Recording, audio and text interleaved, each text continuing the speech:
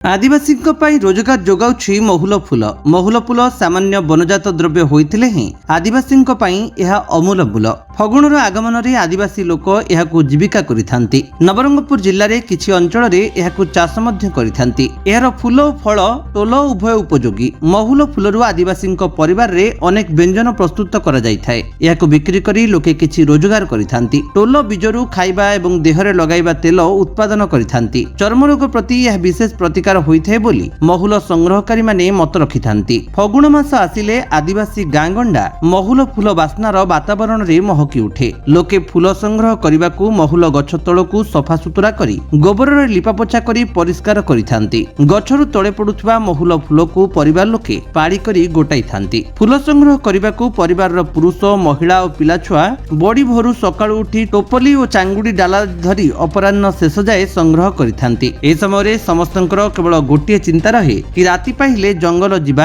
और महुल फूल संग्रह करिबा। ए फूल अनेकंकु दाना जोगाई थाए। ब्लॉक रो प्राय अधिकांश आदिवासी परिवार एहा पर निर्भर करी मध्य चलिथांती, किंतु एहार प्रकृत मूल्य पाइबा ठरु वंचित होइथांती महुल फूल संग्रहकारी। अन्य जिला तथा बाहर राज्यरु दलाल आसी सस्ता दर रे महुल फूल किनी लाभ उठाइथांती। महुल फूल भालुर अति प्रिय होइथिबारु अनेक समय आदिवासी लोके भालु आक्रमणर शिकार होई गुरुतर होइथांती। अन्य पक्षरे अधिकांश महुल गछ व्यक्तिगत अधिकार रे रहिथाय। जणे अन्य जनक गछरु महुल फूल संग्रह करि न थाए। फूल जड़िबा प्राय 1 मास पर्यंत चली थाए। एही समय आदिवासी माने बहुत खुशी रहंती। दैनिक गोटे गछरु हाराहारी 15 रु 29 किलोग्राम महुल संग्रह करिथांती। संग्रहित महुल को किछि दिन खरारे सुखाइबाकू पड़िथाए, परे फूल बिक्री जोग होइथाए। सरकारी स्तर रे महुल फूल किलो प्रति 49 रु 50 टंका होइथिबा बेले स्थानीय आदिवासी 20 रु 25 टंका रे बिक्री करिथांती। वर्षा पूर्वरु गछरु महुल फूल झड़िबा परे टोल संग्रह होइथाए। एथिरु लोके खाइबा तेल संग्रह करिथांती। खाद्य व्यतीत